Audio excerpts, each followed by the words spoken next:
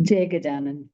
Ganeshaya Namastubhyam, Herambaya Ekadantine, Swanandavasane Tubhyam, Brahmanaspataye Namaha.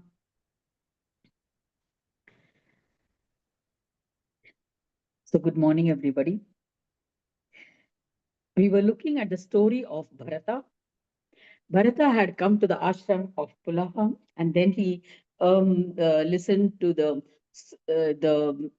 illuminating words of Brahma at the darshan of Ganesh, and he was able to finally give up the body of a deer.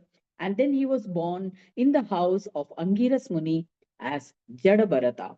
And as Jada Bharata, he had full knowledge of everything, but he behaved like an idiot, like a like really a foolish person, so that he he doesn't he keeps himself out of trouble.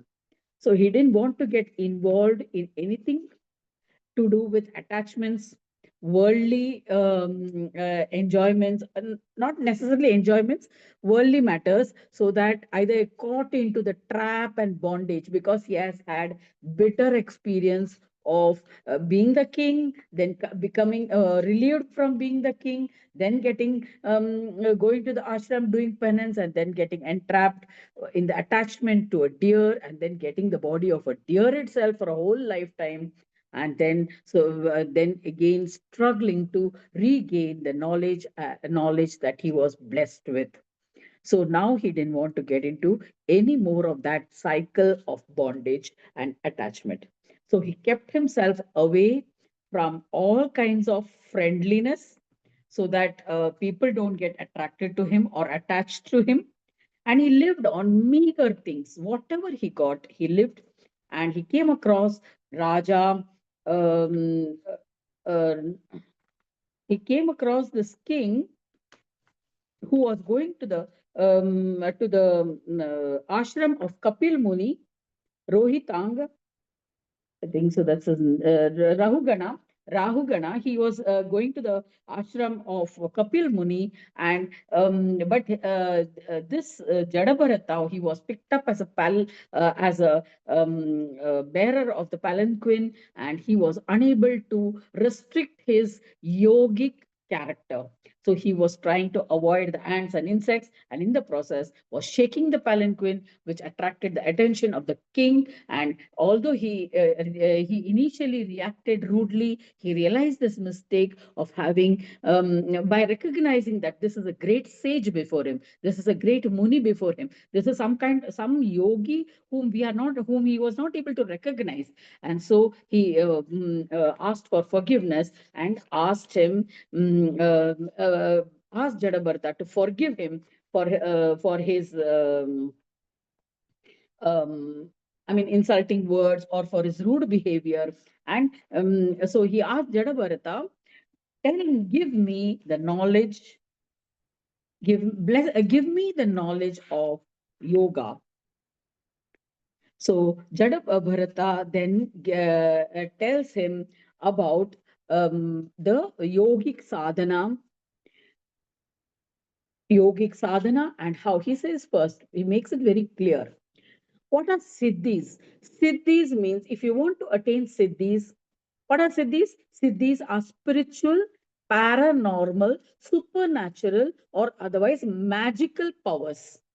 So these are abilities or attainments which are the products of results of spiritual advancement, spiritual accomplishment. So after doing a many years of sadhana, either through mantra sadhana or physical yogic exercises, or through meditation, through contemplation, by doing vratas, restraining the food habits, living on air, living on leaves, and such other practices, you gain certain mastery over the elements, and you get certain siddhis or magical powers.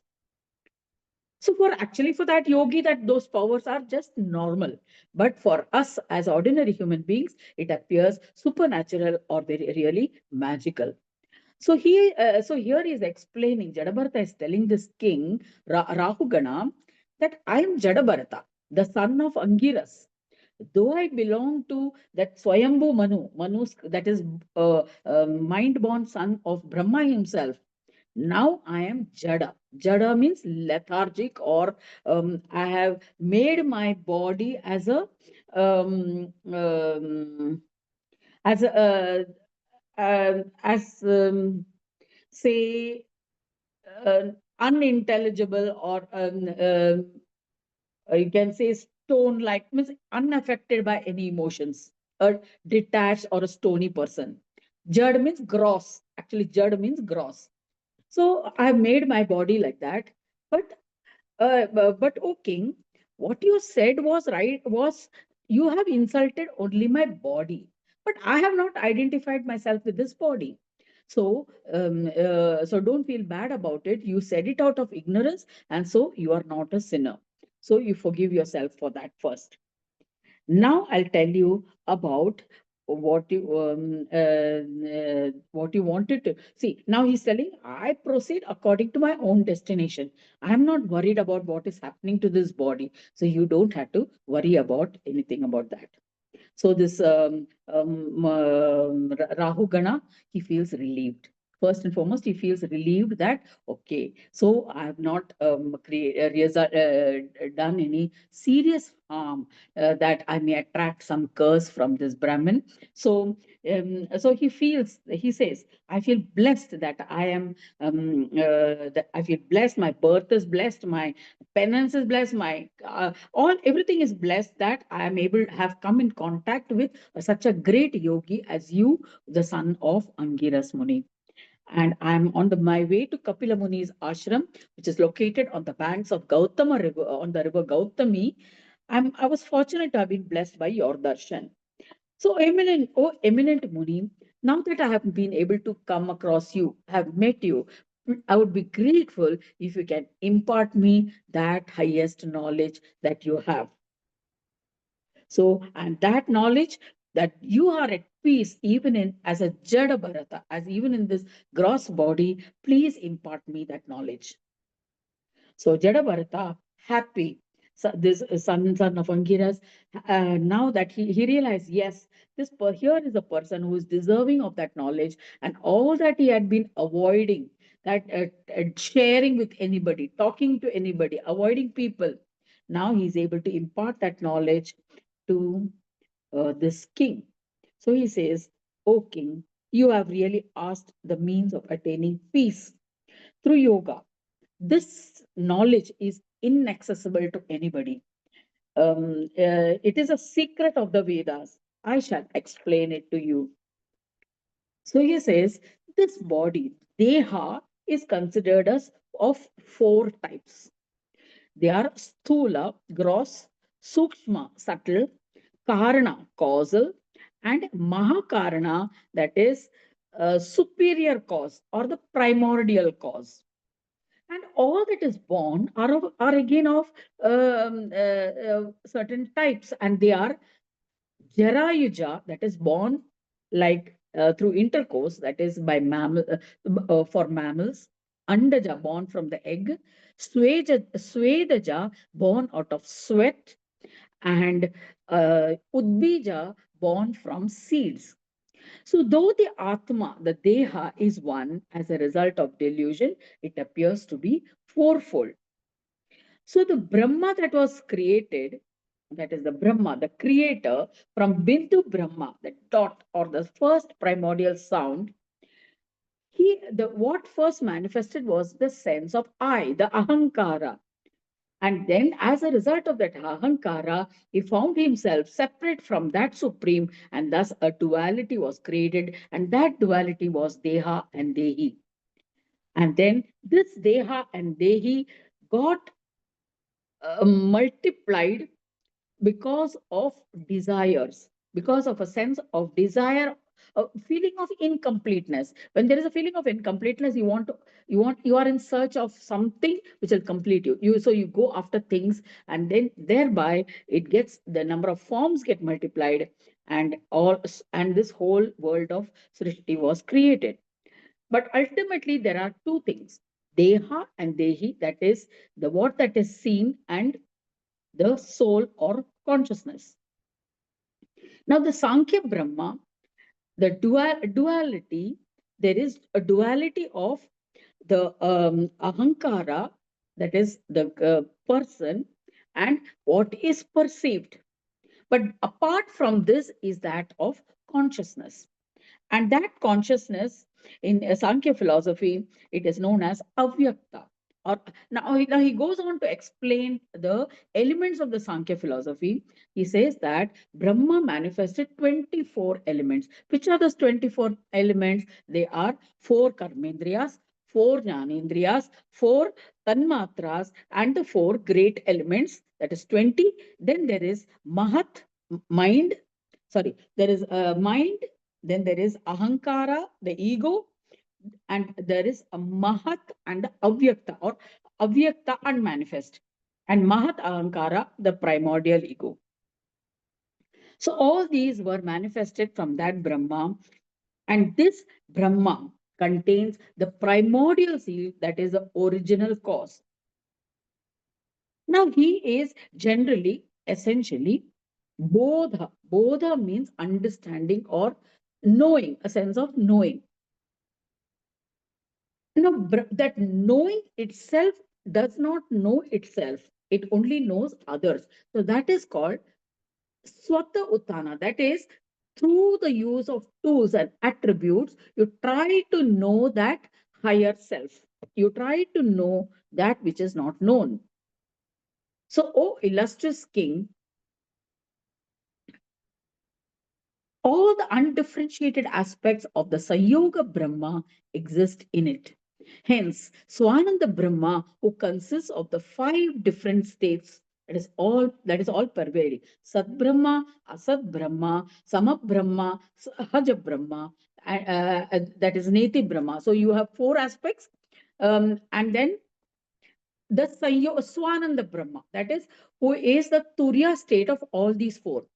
Sat Brahma is Surya Brahma, Asat Brahma is Shakti Brahma, Sama Brahma is Vishnu Brahma, and Sahaja Brahma is Shiva Brahma.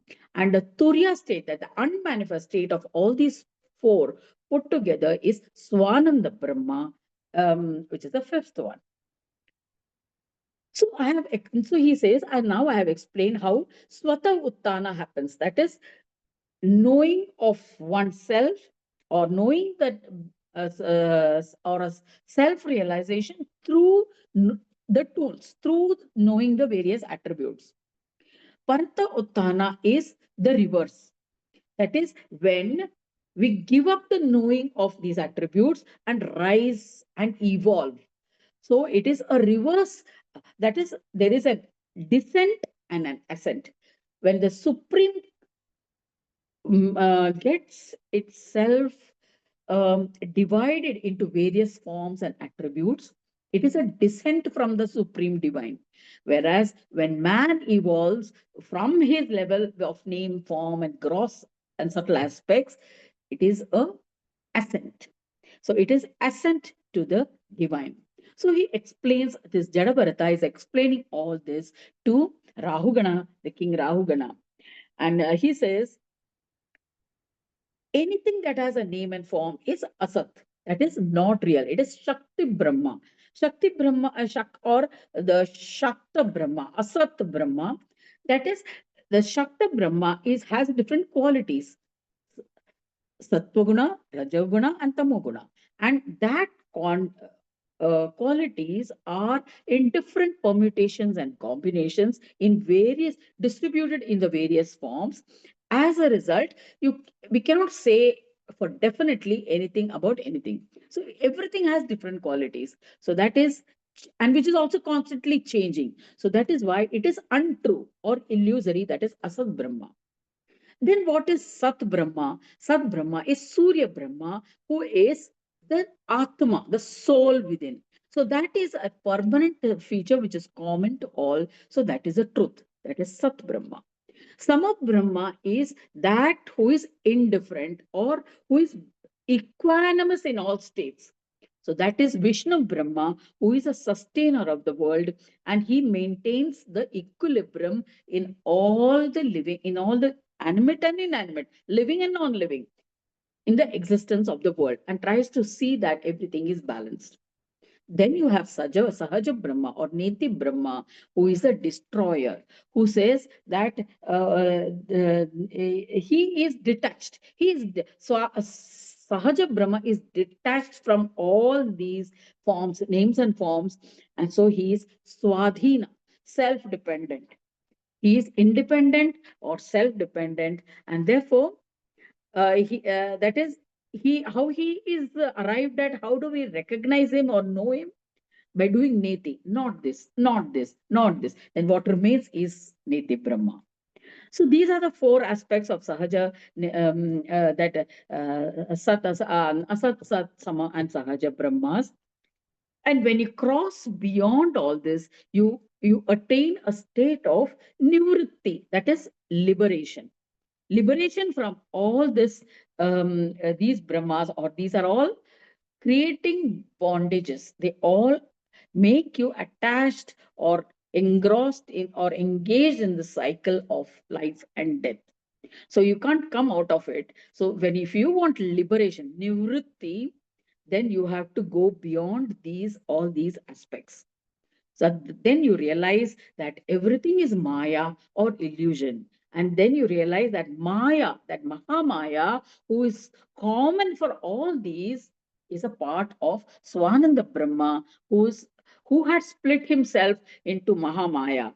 So as because he had a desire to create this world and be a and go create the play of this world and experience everything in this world. So he's divided himself, split himself into all these Brahmas, and he himself remained within all of them as an ansh part or as a witness within all of them. So that is, he is the Chintamani. Chintamani, the illuminating light of that of the mind or intellect, which helps in understanding everything. So, in this way, the Mahayogi Jada Bharata explains everything to this Rahugana. So, he says, if you are able to, if you have grasped this knowledge, try to imbibe it, try to embody, try to experience this through meditation, through Ekakshara mantra or Shadakshara mantra for a prolonged period of time. You should meditate on this and go deeper and deeper in understanding the meaning, and you realize it within yourself, and then you will be able to attain peace or Shanti Yoga. So he says, "O intellectual one," he's addressing this Rahugana, the king Rahugana. He says, this mind of yours has five tendencies. Chitta vrittis, they are called chitta vrittis. So if you want to become peaceful, if you want to attain peace of mind, you should get rid of these chitta vrittis. They are there are two types of when you get rid of this chitta vrittis, you will get two types of prosperity, or two types of powers, siddhi and buddhi. Who are This is the form of siddhi and buddhi. They will bestow you all kinds of aishwarya, prosperity, wealth, whatever you may desire, you can get. So, in this way, when he got this knowledge from Jadabharata, Rahugana was extremely happy. He felt really felt blessed that he was able to meet Jadabharata and gain all this knowledge. Rahugana acquired peace by observing these austerities and became a Ganapatya. So this is the story of how a person, we ascend, we do all kinds of sadhana, we do spiritual practices, try to rise, evolve, and even after evolving and attaining a certain level, there is every chance that we can fall down, every chance that we will fall from that heights and assume a different form, and we may have to even undergo suffering. And if the divine is kind enough, if we are blessed enough, we will be in circumstances where we have that knowledge. Sometimes we may be put in circumstances where we can forget that knowledge. We may lose that knowledge, all that we had gained in the past lifetimes, and then we have to again wait for circumstance or by pure chance or grace of the Lord, you might just meet a certain guru, blessed with a chance meeting, or go to a certain place where where something clicks, and then you regain the connection to that journey, or uh, that stream of knowledge that you had, and then it is possible to recover. Otherwise, sometimes we may have to spend many lifetimes, like how Rishi Gautama's wife, she had Gautama's wife, um, because Indra seduced her. That is, Indra took the form of Rishi Gautama and engaged in sexual intercourse with her. And although she knew that it was Indra, and but actually it was not the real her. In from her Maya, her she had created an illusory Ahilya.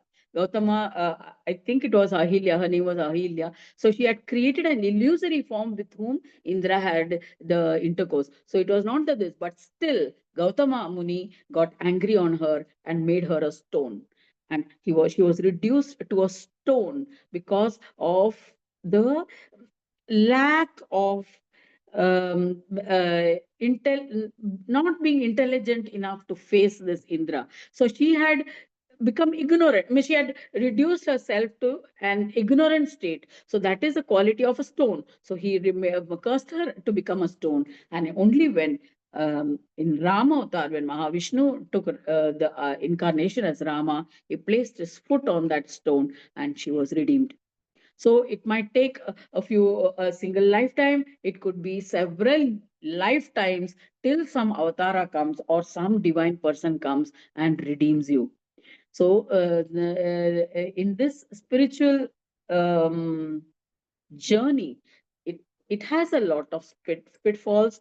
We must be cautious, alert, vigilant all the time. We should be in the presence so that we can be alert to all the negativities that is coming and trying to divert our attention, distract us. So we must be eternally vigilant. That is the price we pay for democracy as we see today. And we are paying the price of 11 years of um, being taken for a ride. That is being accepting everything without questioning, or just becoming being hoodwinked, masses of people, masses of people. So let us meditate on this jada, jada and illumination. How we can move between, how we swing like a pendulum between these two poles. Bring all your attention to yourself.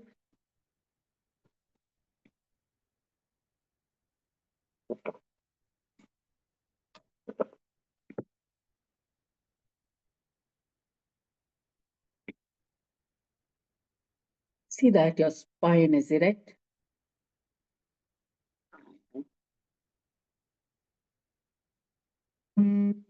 Legs forms placed firmly on the ground.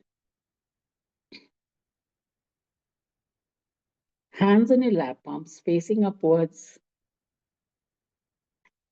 Eyes gently closed.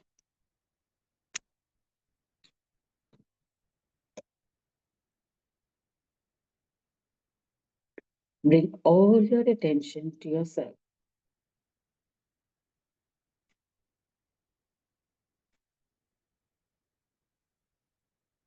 Observe yourself seated wherever you are,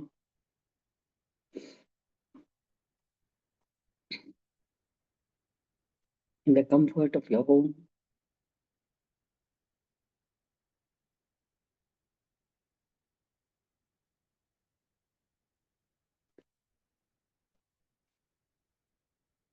And free from all disturbances. Throw a glance at your life, all the ups and downs that you've gone through.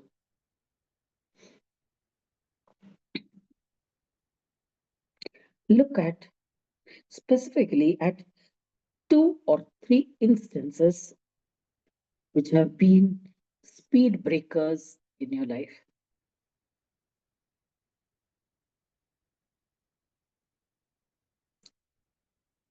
It could be at any age, as a child or when you as a teenager or as a youth or in middle age,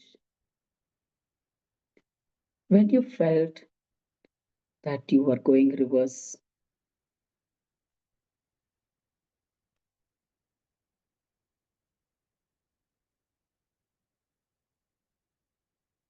What was it that pulled you back, that made you withdraw within yourself or withdraw from the path that you were on?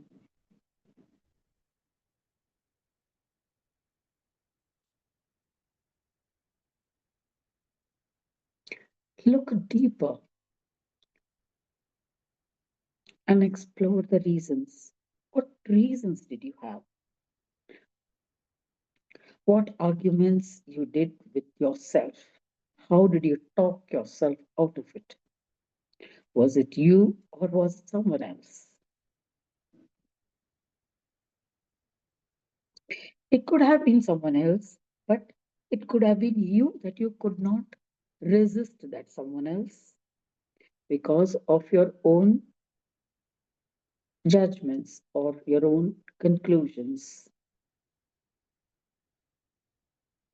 And you accepted that setback.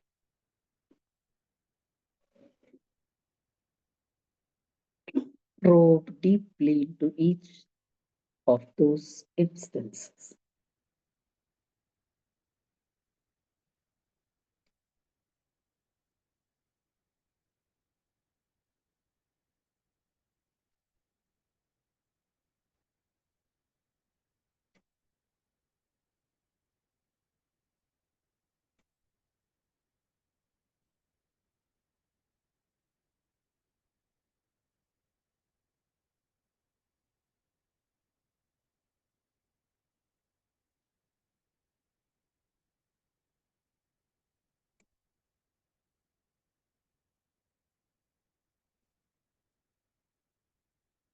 Dig deep.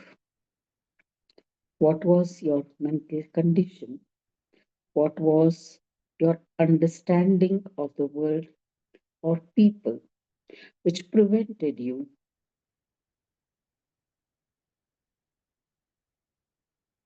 which held you back?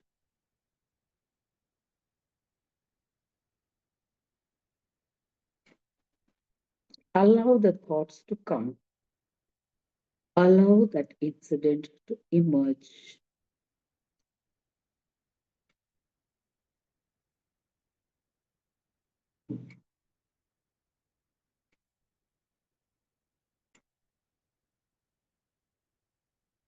What had happened?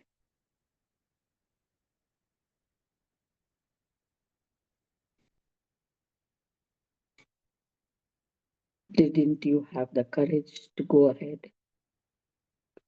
Or you felt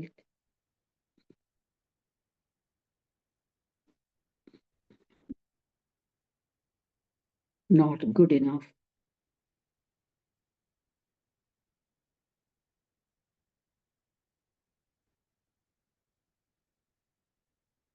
You felt diminished.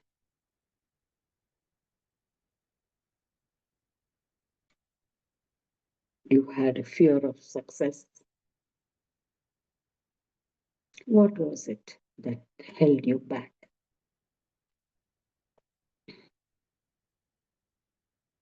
And now, after all these years, how would you have done differently? What you would have done differently in each of those instances? Write down if you want. You can journal it. Take a piece of paper and a pen and write it down if you need clarity of mind.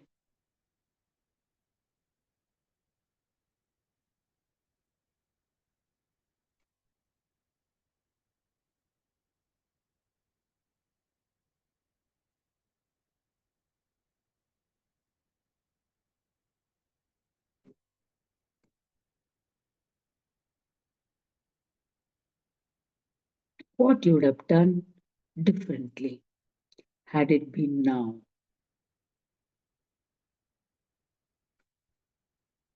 The present you who has grown, who has got the knowledge, understanding, maturity, how would you have done differently if you had faced that same situation? Or what would you advise that younger you should have done like this?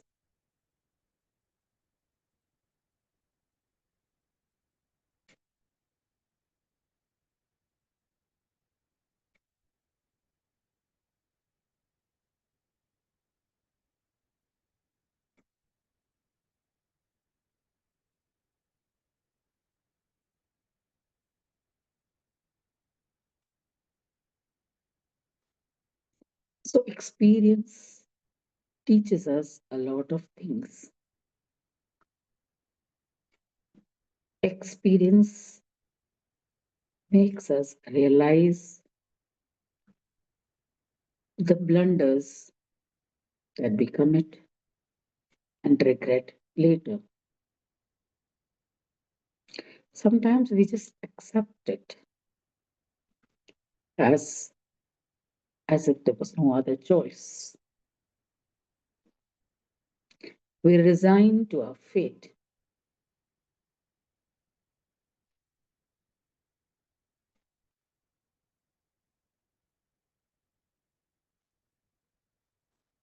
So we have different ways of approaching circumstances. So, what is the ideal way to approach a circumstance? If it's difficult, if you have a choice, if you have to confront a situation, if it's a challenge for you,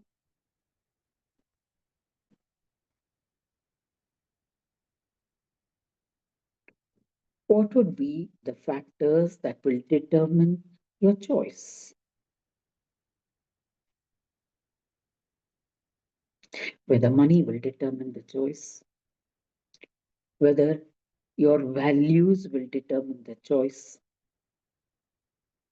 your character will determine the choice, or the family, name, reputation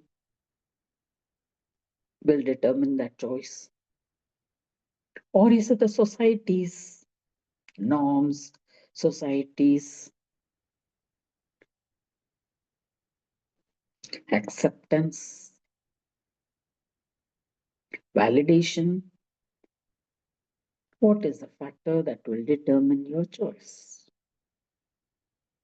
Which you will give priority or which you will give preference as one, two, three, which will be your topmost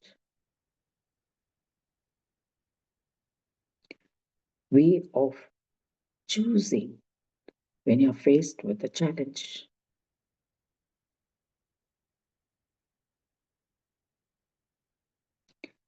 It all depends on your own growth as an individual. If we feel that we are just this particular person, this body, who has a personality, who has this education, this family, this circumstance, then our choice will be limited to that. The moment your the moment your vision expands, the moment you evolve, you go to the next level, your choice will be different. It will be based on a different set of values, different parameters.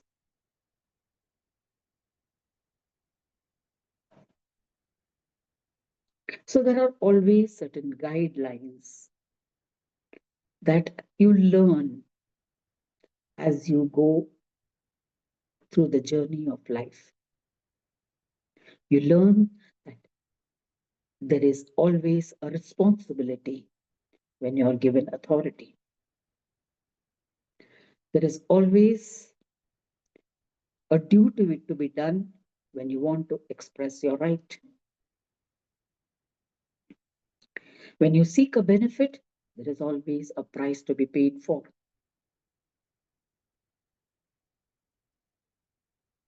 When you buy an object, there is a cost. To earn money, you have to work. There is some effort that is necessary, however much that may be.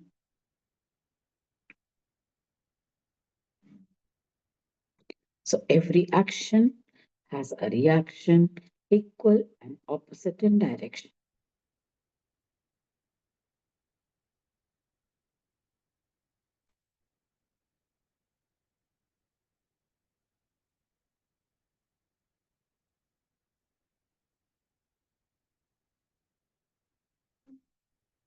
So everything works on laws.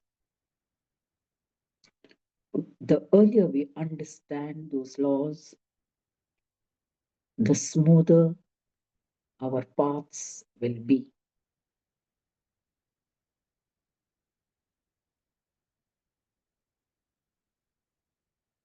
Otherwise, life may knock you down several times until you learn the lesson.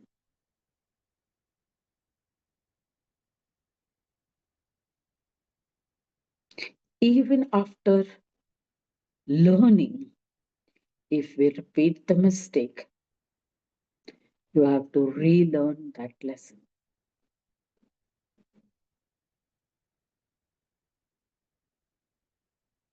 This earth is a school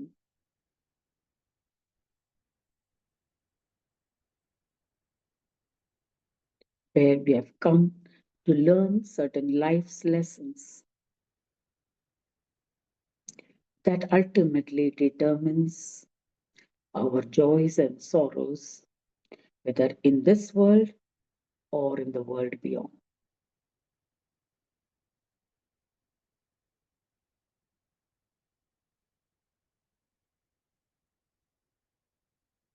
The very fact that this world continues and every energy only gets modified. So even this body may die, but the energy goes into another form and occupies another form or assumes another form conducive to that energy for fulfillment of certain purpose or for learning certain new lessons or relearning the lessons.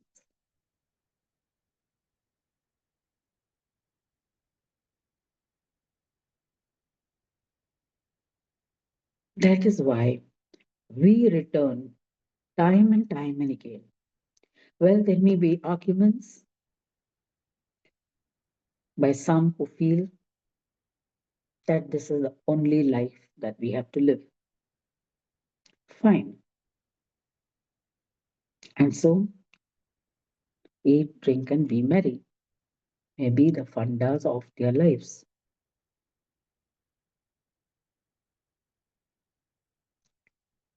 This is a make believe to protect you from the sorrows of the previous lives. Otherwise, you may not be able to face the challenges of the here and now. That is why, until birth, when we are in the mother's womb, we do remember all the past lives. It's only when we are thrown out of the womb into this world, the moment we take the fresh breath of the first breath of air, that we forget all our past lives.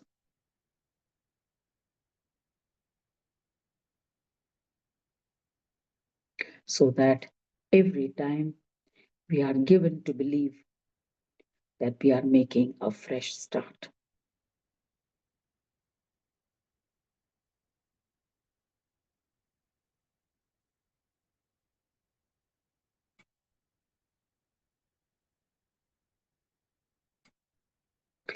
It's only when our consciousness, our presence, our witness, the sense of the witness in you, which becomes so powerful that it can remember through lifetimes, even after death. You remember.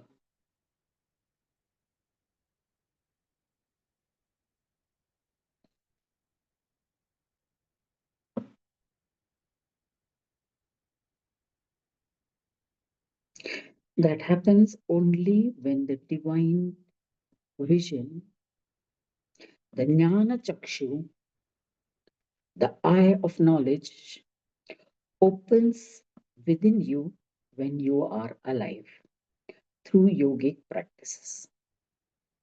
Then, when the divine vision is open, you can know even after death. You know where you're moving, you know where you're going, you can see through Jnana Chakshu without the physical eyes.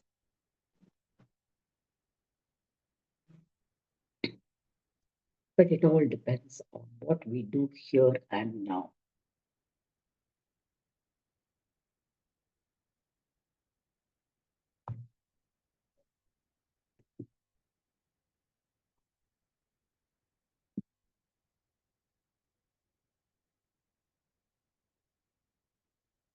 So we make use of every moment that we have.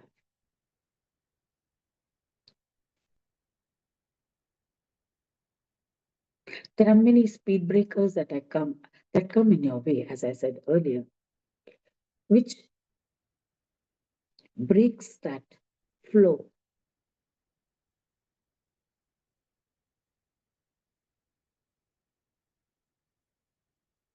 So we have to be extremely vigilant and careful.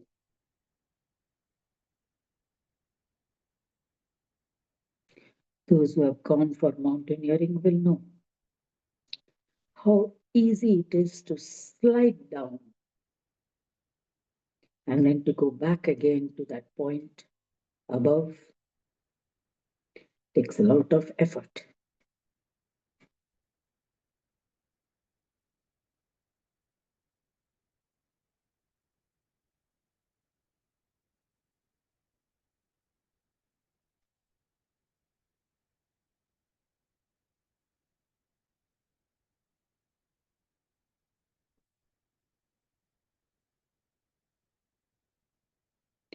So be present every moment of your waking time. Be aware of your breath when you have the free time, when you're not doing anything. Try to connect with your breath so that that becomes a living presence, something to hold on to. Otherwise, presence as such is not tangible,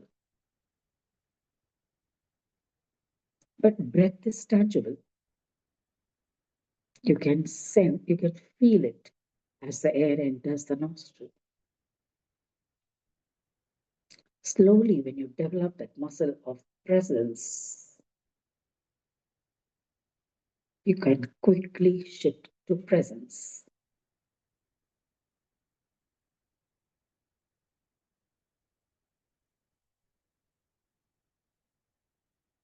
So, with these thoughts, bring your total attention to your breathing. Wriggle your fingers and toes. Rub your hands together. Cup your palms.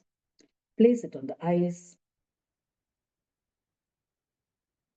Gently rub your face and open your eyes. So, we have a few more minutes left. Yesterday, I was talking to you about Shamak Dawar's book.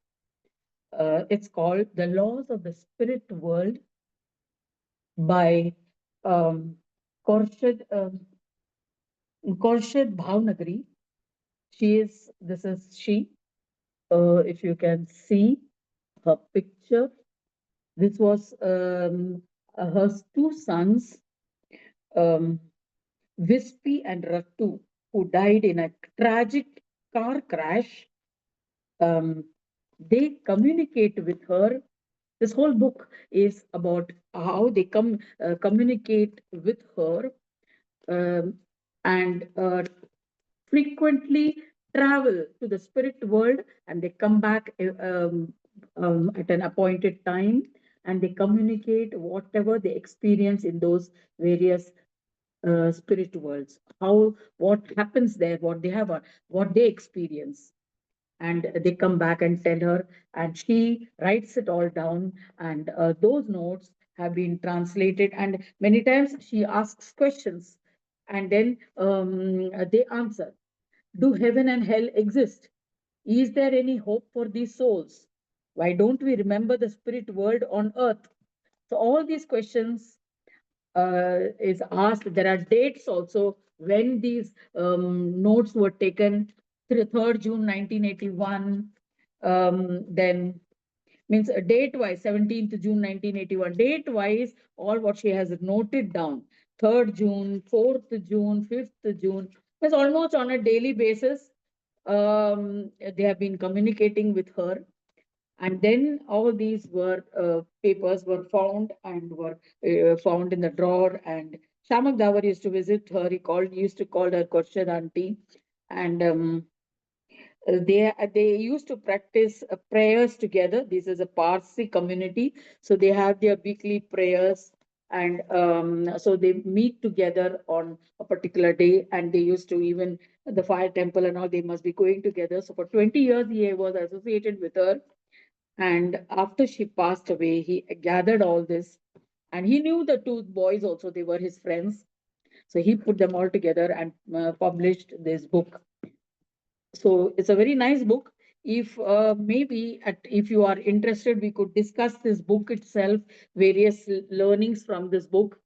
If instead of meditation, if we could take certain questions which is discussed in this book, and what they found in their spirit, what they the knowledge they conveyed from the spirit world. Um, we could look into it if you are interested. So this is one thing I wanted to share. And another thing was about Rasha. Rasha is the divine wisdom of oneness. This is her first book, and then later on she came up with this journey of oneness. This is another book, and then many she has brought out many CDs of not CDs, video clips of with messages from these books, from her writings. These are conversations that which she like the divine, those angels or whoever those beings are, they used to tap her, they used to talk to her, they used to communicate to her, and she used to ask them questions, and they used to convey those and they used to answer her questions. So all those she has been writing. Initially she wrote it by hand in all continuously by hand on papers. Then she typed it out onto computer, and she is from basically an American. Then she came to India and she was influenced by Ramana Maharshi. And then she decided to stay here. She built a house in Tiruvannamalai. And I did contact her once or twice, but I was not able to meet her. I went to Chennai. She was in America. Once she was there in Tiruvannamalai, but I couldn't go to Tiruvannamalai from Chennai. So, but I have been in touch with her. Some of her pictures, picture means nowadays memes and your Instagram posts and all have become so common. This was in the 80s, means much before all those Instagram and Facebook posts and all became famous. She had prepared slides with pictures and with quotations on it. So I had used some of them, which with her permission. So I took her permission to use it in my book, the first book, Sahaja Yoga, Secret of Self Unfoldment and Transformation. 5 pictures I had used in my book. So, so I had contacted her to take permission, which she very kindly consented. So that is how I came in contact with her. Then later, these books have been buying. I received an email recently also. Uh, I have yet to purchase that book. So, so these are books where we could, where there are people who communicate with the divine. Even if you have read Walsh, that is Walsh, I think, Neil Donald Walsh, who has Conversations with God, those book series, Conversations with God, where he talks to God and he gets answers, and he has published books on that. So these uh, are some books which can give insights into the existence of the spiritual realms and how we can receive messages if we are present, receptive, and open and receptive. Just like our mobiles, it is always on. When the battery is on, charged, then you receive the calls. Otherwise, you don't. And if the provided that person dials your number correctly, so you receive it. So like that, if you are meant to receive a particular message, you will receive. So all we can do is prepare ourselves for that. So for whatever you are prepared now, Newton and all, they asked, how is apple falling down? Why is it not going up? So he got answers to his question. So whatever question you ask, the divine is ready to answer. So if we need to frame our questions properly, just like ChatGPT, unless your prompts are clear and tells the instructions very clearly, then only that ChatGPT also will give you results. Otherwise, garbage in, garbage out. So these are I wanted to mention these few things, and also I would like to take your permission for 7 days, because from tomorrow onwards I'm having webinars with during the day, and then 14, 15, 16, and 16, 17, 18 during the night, the whole of night. So these are all back to back webinars. So I want to be fully present in that, this instead of shifting from one thing to another. So although it's not that it's not possible, but then if it is possible to stay away for a week, then we'll meet next Wednesday or Thursday. That is, today is 11th. Sorry, today is 13th. So if we can, um, today is 13th, Wednesday. So I have it from 14th, 14, 15, 16, 17, 18, 18 tak hai. So 19th is a Wednesday, but 19th, that 18th is full night. So, okay, that will be right in the middle of the night. So 19th ko chhod ke we'll meet back again next Wednesday, 20th. Is that okay? 13 say today from, so 7 days holidays for you. Chutti. So 20 Tarikh, 20th, we'll meet again, same time, 7 o'clock, and continue the this Mudgal Puran. Okay. So these are 3 webinars, two webinars which I enrolled. One is on my, I'm also an independent director, that is certified, I did the certification from the Ministry of Corporate Affairs. So, yeah, and I've never been able to, did the certification, bad guy. Like I've kept it, just kept the certificates in the system and done nothing about it. So it is like next steps. Nowadays, I think they need 30,000 independent directors, and government, as per the Companies Act of 2013, one woman director is required for all these companies which have more than 500 crores turnover and all that. For, huh? Market cap. Yeah. No, means in the board of directors, they will need one independent director. A woman should be there. So there is a lot of vacancies coming up. So there was a three organized by the institute, 3 days. That is during the day. Then another day, 3 days are on AI. I have always been sort of very critical of AI.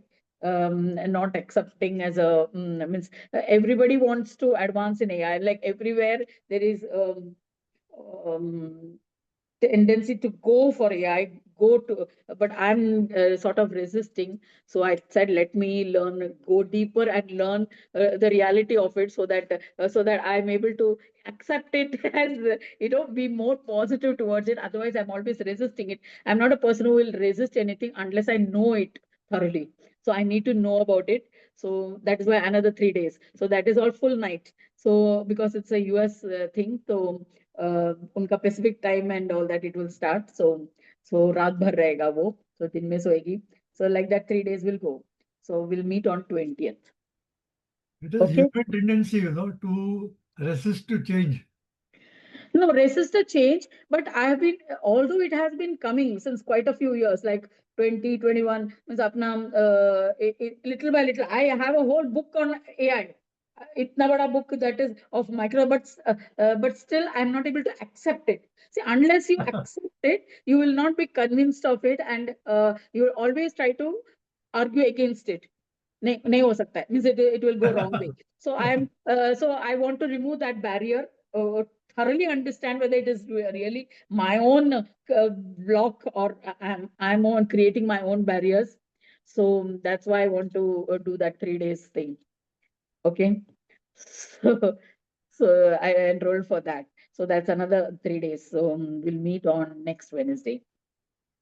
Any questions? If you have any questions, please write it down. And as per change of procedure, the questions you should tell me beginning, not at the end, not after meditation. The questions will come first before I start Mudgal Puran. So I will note down the questions, and then either it will be answered either the same day or next day, depending upon the context. But you give me the questions first, because after meditation you're in a thoughtless state. क्या question पूछना है वो भी मालूम नहीं रहता है, and then we just go disappear, and then come again another day. Okay. So that never happens. So I want the question, because you are not even writing it to me. So will you give it the questions in the morning itself before we begin, or begin immediately after finishing Mudgal Puran? You can give me the questions. ठीक है. All Done. the best. Thank you so much. Sri Hari? And enjoy it. Yeah. Don't Yeah. resist. Yeah, sometimes वो night का रहता है ना, on करके सो जाते हैं, मीन्स नींद आ जाता है. And some of course they say okay we'll give you recordings, then recordings देख लेते हैं, but sometimes but really नींद आ जाता है, because it is middle of the night, 1 o'clock, 2 o'clock, आंख Biological लग clock. जाता है. Yes, Sri Hari? Yeah. We'll meet on 20th. Actually, Yes. I did not get ready today. Started early now, so and now I'm just getting ready to go. Okay. Yeah. ठीक है then. Happy Yeah. holidays. Yeah. Thank you. It's all Independence Day also is coming, so enjoy yourself. Yeah. Okay, chalo, bye. Okay. Thank you.